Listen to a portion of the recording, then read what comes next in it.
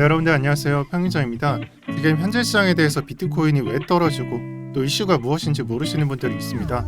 그런 분들은 다른 영상 보지 마시고 어제 영상을 통해서 창펑자오랑 또 뽀고리 형이 어떤 갈등이 있어서 싸움을 하고 있는지 파악을 해주시고요. 일단 이 미래를 말씀드리기 전에 현재 시장에 대해서 먼저 정의를 드릴게요. FTX 또는 알라메다 측에서 22달러를 방어하면서 여기서 매집을 한다라고 말을 했었죠. 하지만 오늘 점심부로부터 이 22달러가 깨지면서 지금 현재는 15달러에서 17달러 사이를 가격 유지 중에 있습니다.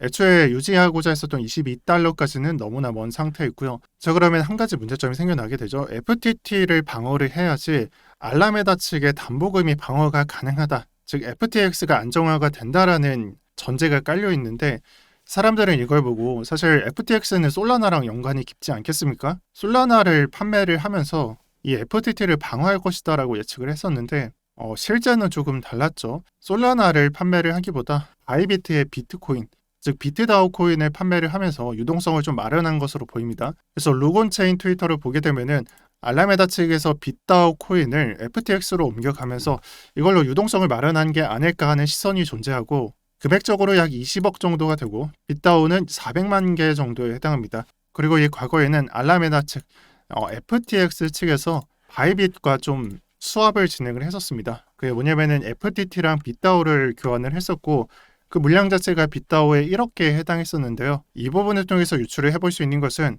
FTX에서 보유했었던 1억 개 중에 5% 정도의 물량을 통해서 유동성을 마련했다라는 것을 알 수가 있습니다. 그리고 이 부분에 대한 것은 사실 판매를 안 하겠다라는 것이 전제 조건이었는데 이러한 찌라시가 현실화가 된다면은 장에 좋은 영향을 주지 않을 것입니다.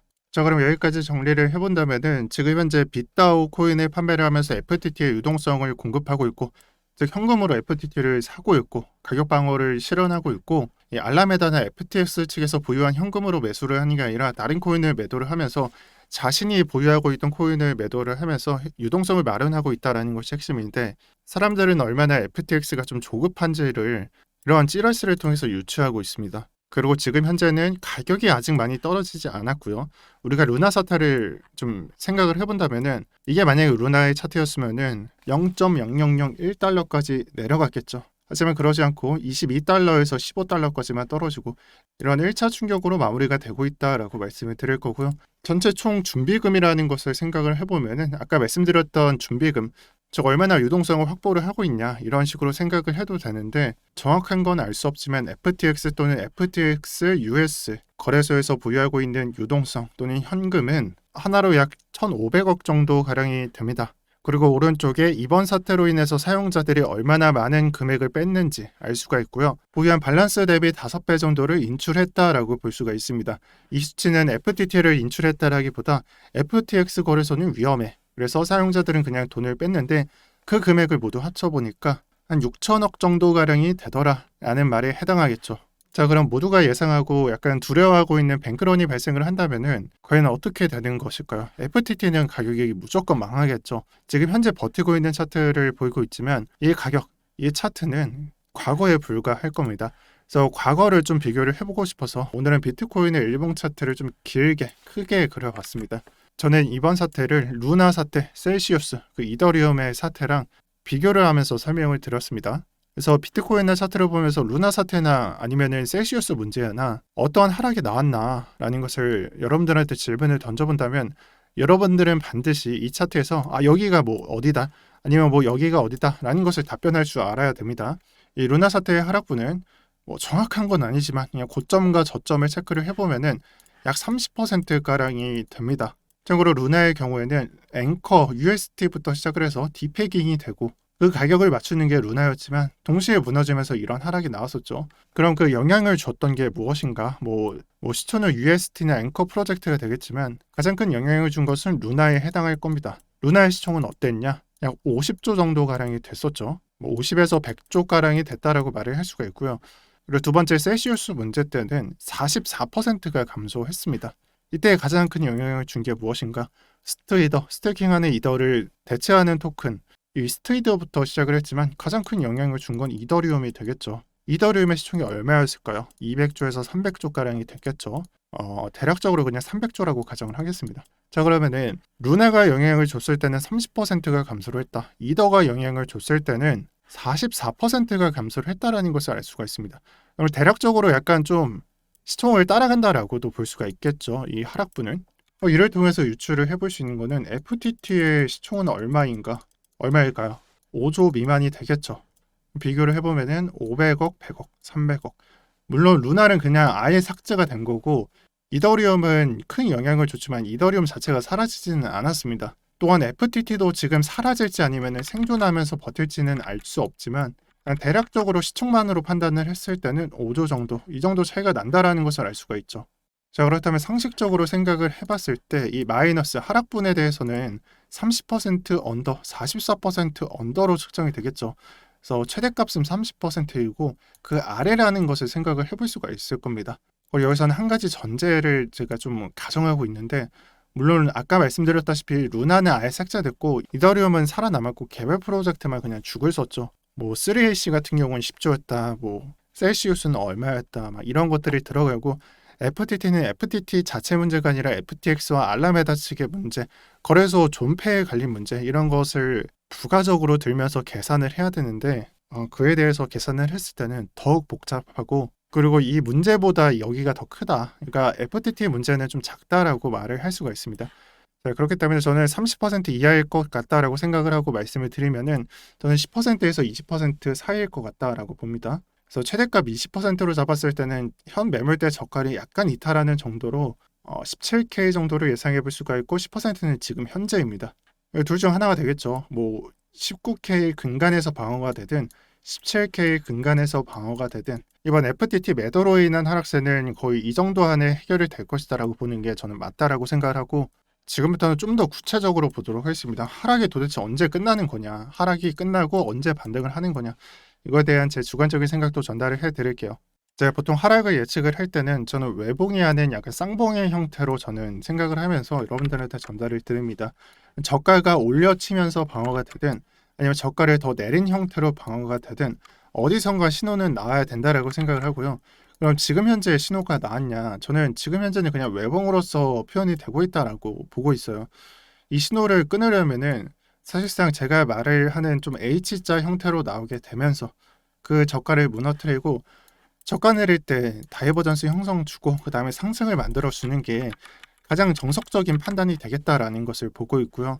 그런 반등을 볼 수 있는 거는 대체적으로 이런 반등이 되겠죠. 여기서도 동일하게 물론 막 엄청 크게 다이버전스를 형성한 건 아니지만 내려줄 때 약간 올려치고 그 다음에 반등의 시작 구간이었고 또 몇몇 구간들은 그냥 명확하게 저점을 내려줄 때 고점 가격과 RSI 다이버전스가 형성이 되면서 방향성이 위로 틀리는 상승 다이버전스가 형성이 됩니다. 자, 그러면 지금 현재 이 차트가 나온 걸까요? 즉 다시 말해서 외봉으로서 끝나는 게 아니라 쌍봉으로서 끝나고 RSI가 리버싱 되고 가정하고 그려보면 이런 식으로 그려지고 가격이 내려갈 때 RSI가 올라가면서 이런 차트가 만들어졌나요? 지금은 아니죠. 저는 지금은 아니라고 생각을 합니다. 그래서 이 하락을 종결시키는 게 이런 식으로 형성이 되면은 그 자리에서 반등을 좀 관찰할 수 있지 않을까 생각을 하고요. 그래서 외봉으로서 반등을 만들어 주는 것, 조정에서 지지 실현하고 상승분에 대한 되돌림이 형성을 할 때 아래로 내려가는 게 아니라 저가 위에서 방어를 하고 다시 쏘는 형태, 즉 약간 외봉으로서 상승이 나오는 것을 제외한다면은 쌍봉으로서 하락 보고 접근하는 게 맞지 않나라고 생각을 합니다. 지금 설명을 드리는 게 전형적인 하락 종결 구간을 설명을 드리고 있어요.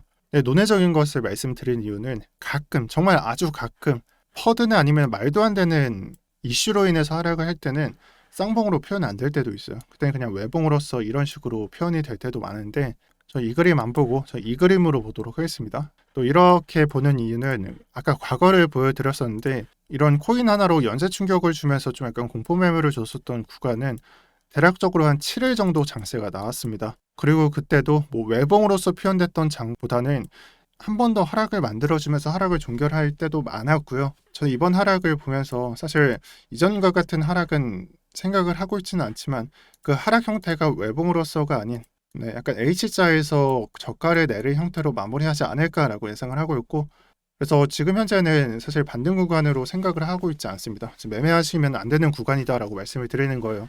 그리고 마무리로 이런 장에서 사람들은 왜 털리냐를 한번 설명을 해보고 싶어요.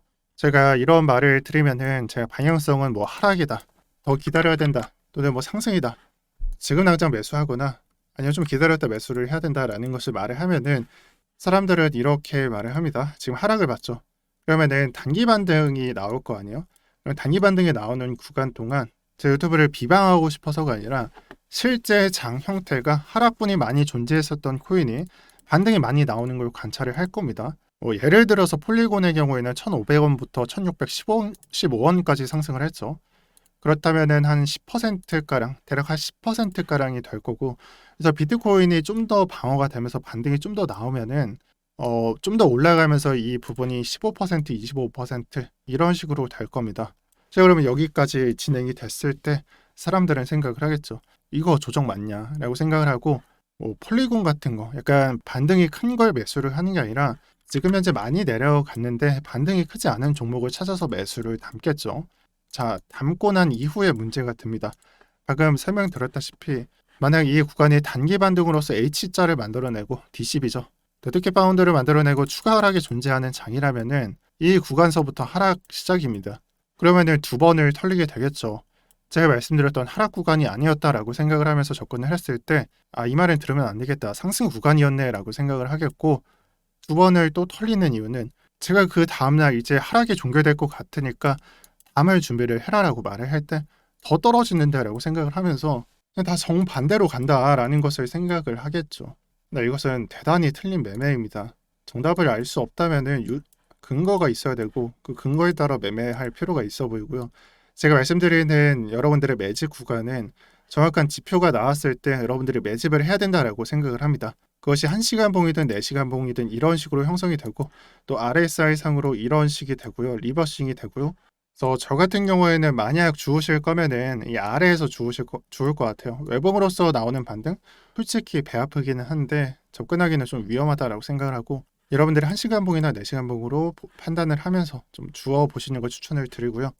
제가 또 3개월에서 한 반년 이상 여러분들한테 반복을 드린 것 같은데, 저는 뭐 다른 매매, 스캐핑이나 단타도 참여를 하지만 지금 현재는 비트코인의 장기 물량으로서 어떻게 매수를 가져갈 것인지, 뭐 예를 들어서 25%에서 30% 1차 매수를 하고 2차는 대략적으로 70% 가져가고, 이게 유동적으로 뭐 50% 변경될 수도 있고, 뭐 그런 것들을 생각을 하면서 매매를 하고 있습니다. 이 기간이 뭐 내년까지 가는 게 아니라 제가 생각했을 때는 11월 달 안으로 좀 종결이 날 것 같다, 매수 들어갈 것 같다라고 말씀을 드리고 있어요.